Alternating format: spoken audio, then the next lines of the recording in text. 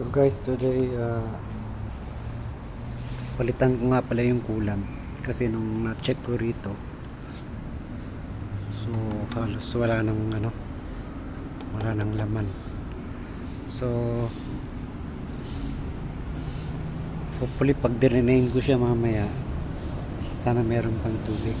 Hindi ko napansin na wala na pala. Siyempre, ayan, ang tinignan ko dito yung gauge ng niya, ng coolant tank. So wala na rito, pero nung sinilip ko rito, meron pang konti.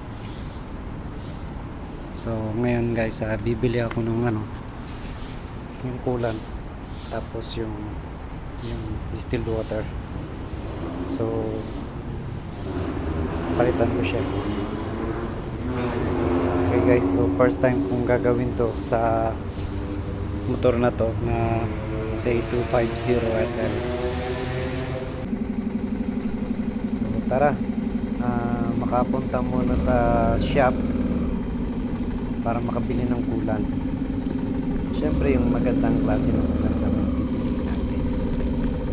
Gusto ko ang brand yung yung motor, kasi magandang klase. Pero kung anong available doon, so okay na rin. So ito nga pala, yung pupuntahan kong shop, dito lang to sa likod natin. So pwedeng lakarin, pero syempre may motor tayo dito. Alam mo naman tayo, pag kahit malapit lang, basta meron kang motor, wala tatamad kang maglakad.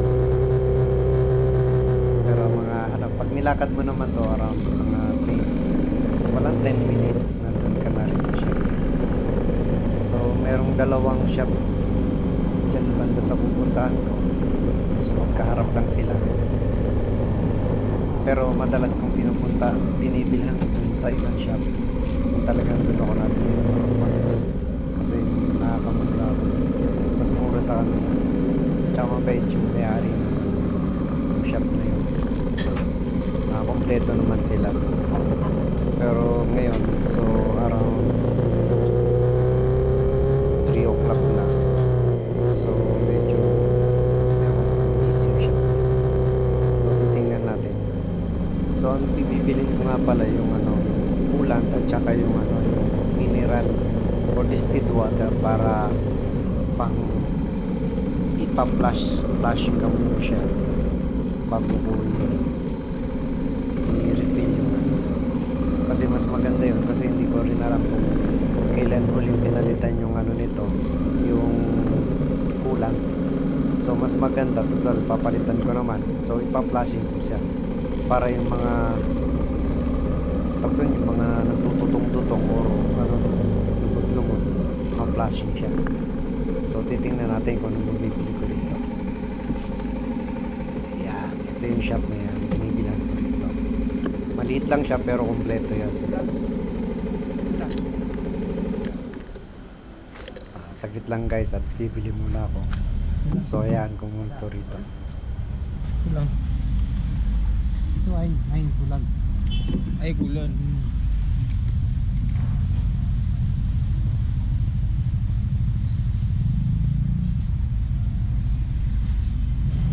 Bali, nagtanong nga pala ako dito ng anong brand ng coolant nila. Sabi nila, meron silang Yamaha Lube coolant. So ayun na rin yung aking binili. Pero at tinanong ko rin sa kanila kung meron silang distilled water o mineral water para pang flushing. Ang sabi nila, hindi naman daw sila nagbebenta ng ganon. Ngayon itinuro nila ako sa isang shop, yung car shop naman, sabi niya doon makakabili ka ng mineral water para pang flushing ng radiator. Kaya no choice, so bumili nga lang ako ng 1 litro rito. So ito na nga pala guys, so nakabili na ako ng 1 litro. So bali, pauwi na rin ako nito. So ngayon, tatry na natin na i-drain to pagdating ko dun sa bahay. So i-drain natin yung buksan natin yung mga flarings nya.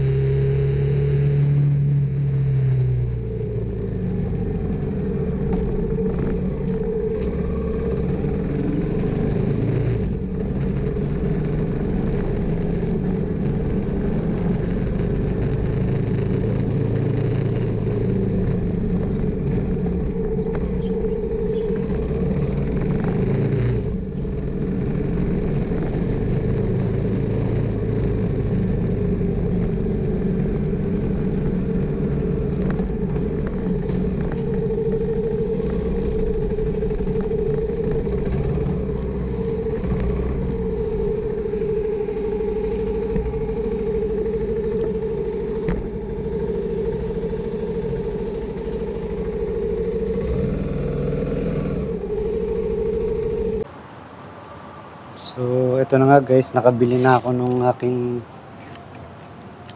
coolant, long life coolant Yamaha. So, Yamalube. So, ito yung gagamitin ko, 1 liter to. So, pero hindi ako nakabili ng yung distilled water. So, ang gagawin ko, try kong i-drain ng konti, tapos paandarin lang yun. Tapos, yun na lang pagkakasyahin ko yung 1 liter. Titingnan ko kung kulang, bibili ulit ako ng 1 liter. 38 ringgit siya. So, nagkakahalaga sa atin ng kukomputin mo pa, conversion pa. So, bali, tatanggalin ko muna to guys. Ito, screw nito. Tapos, para matanggal ko yung niya, yung coolant tank niya. Tapos, dun sa drain valve, mamaya na yun. Dito sa baba. So, unahin ko lang to. Unahin ko taas. Bago yun. Bakit kasi ito yung, alam ko yung video nito. Tatanggal ko na. Yung ziplock lang, parang yan lang. Pero ito, ano na eh. Screw type. Sakap natin yung mga screw para mamaya. Pagbalik. Madali.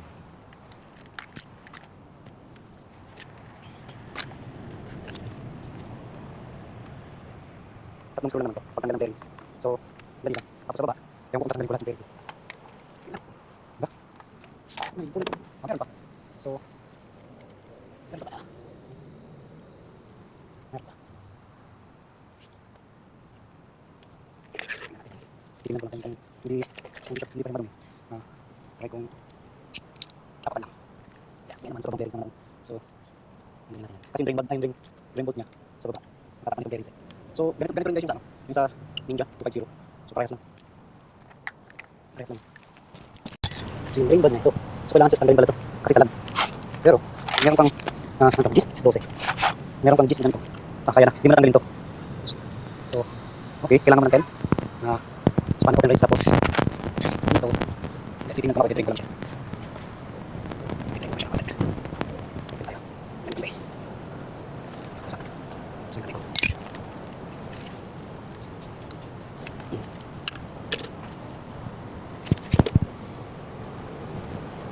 Kailangan ko ito. Kailangan mo na. Kailangan kulay. Wala na, ilaw na eh.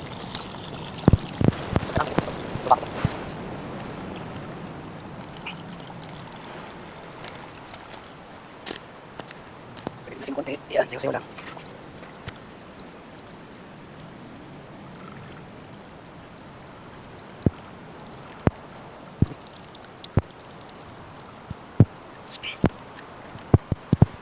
Okay. So, yun lang guys. Try nyo sa iba. Yung pinaka-drain valve niya. Yun lang ang drain niya. Tapos, ito ang drain valve. Ito lang guys. So, yun yung dapat mga kagahan sa motor. Pag meron dito tayo. So, maintenance lang talaga. Para iwas gastos, sira yung gastos.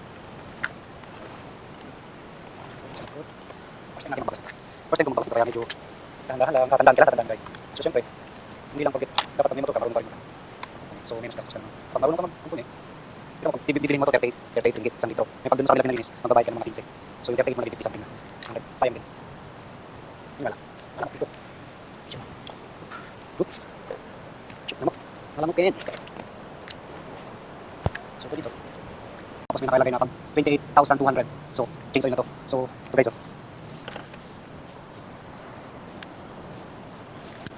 may record siya. Ayan. Next service.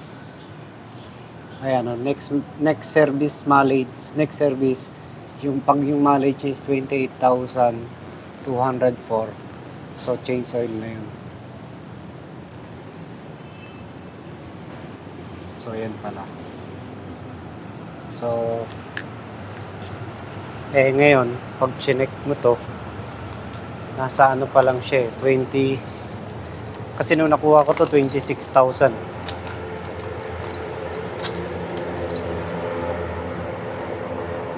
Ayan, 26,000 to nung nakuha ko, 26,000 mga 200. 26,000. 26, mga 26,000. Ngayon 26,600. So, pag nag 28 na siya, alam ko na. doon siya i-change oil. So at least merong date ng service. So ito na nga pala, natapos ko na siya. So konting punas-punas lang. At binalik ko na nga pala dito yung drain nut niya.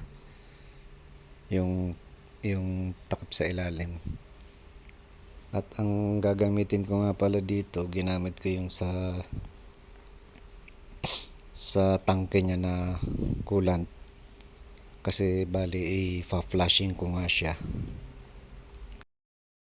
Alam ko hindi nga kasya yun, pero gagamitin ko rin yung bago kong binili. So para magsumakto dun sa at mai-flashing ko siya. Alam kong kukulangin yun mamaya, so bibili na naman ako ng 1 litro na bago. Ganito kasi guys yung napanood ko, na ang ginawa niya pag drain niya ng coolant, so ang ginamit niya yung distilled water or mineral water. Pero nga ako wala akong nabili, so ang ginamit ko naman yung talagang coolant. Kaya ipa-flashing ko rin siya. Siguro ko nga mainam na talagang pina-flashing. Syempre talagang matatanggal yung mga dito, yung mga tutong-tutong na hulumot na o dumi. So mas mainam talaga na ipa-flashing mo.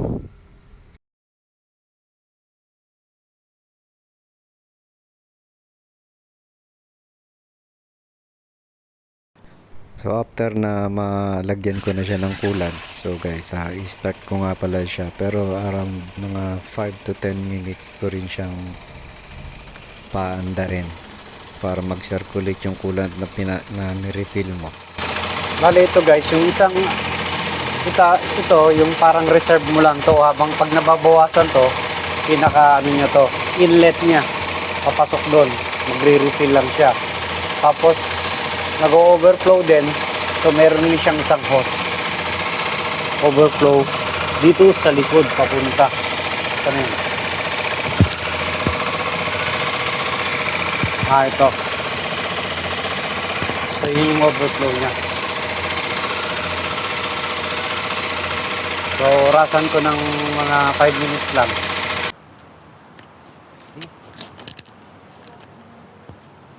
Okay. So guys, ayan din, bumili pa ako ng isa. Kasi yung isa ginamit kong pang washing. So drain na natin to. Okay na to.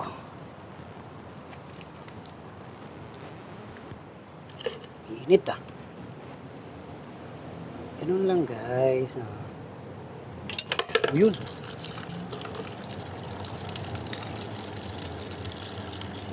Pinaihi.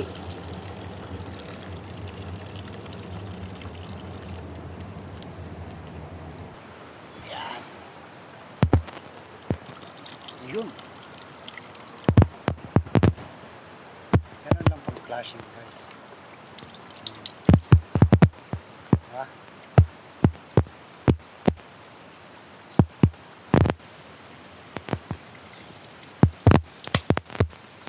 Dami pa pala.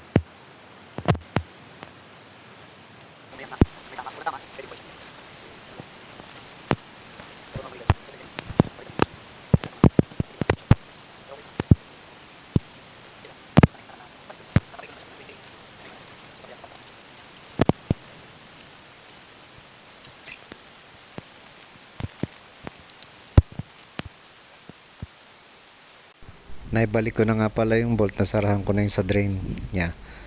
Ito na nga pala yung coolant, yung unang nabili ko, yung tira dun sa pang pinang-flashing ko.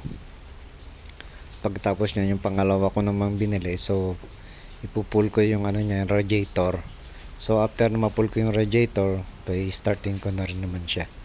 Pero pa-starting ko siya mga 5 minutes uli to 10 minutes.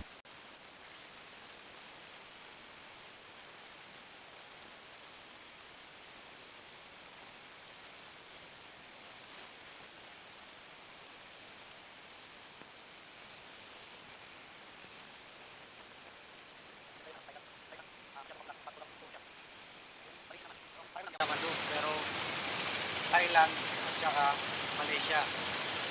So ito, puro yung pagkapula niya. katulad ng Malaysia, malabnaw ng konti.